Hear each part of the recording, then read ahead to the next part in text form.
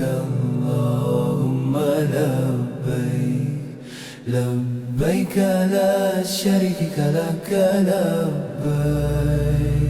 Langkah ini ku atur perlahan menuju rumahmu yang mulia.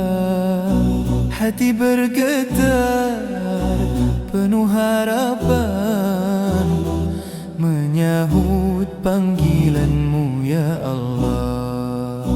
Ku tinggalkan dunia sementara, segala yang pernah ku cinta, demi satu tujuan yang nyata, menghadapmu dengan jiwa hamba.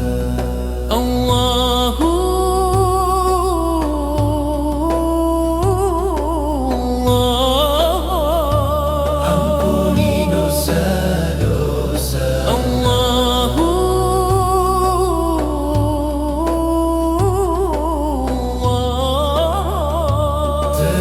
terimalah ibadahku. Ku datang menyahut seruanmu dengan hati yang penuh rindu. Labbaik Allah ya Rabbku, ku serahkan hidupku di hadapan Ka'bahmu. Air mata jatuh bersujud,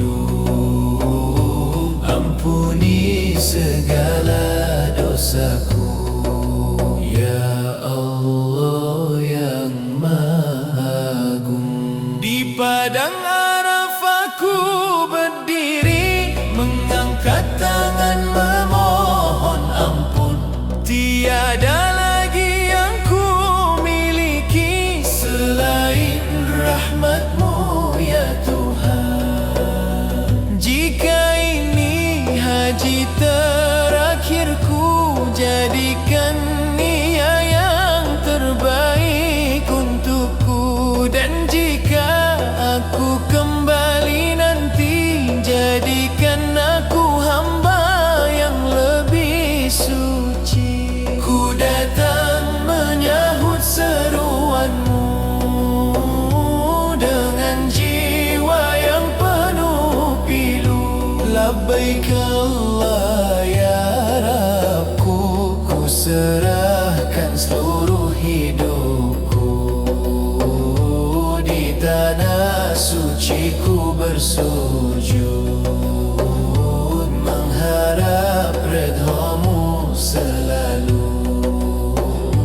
Terimalah ya Allah segala amal dan taubatku.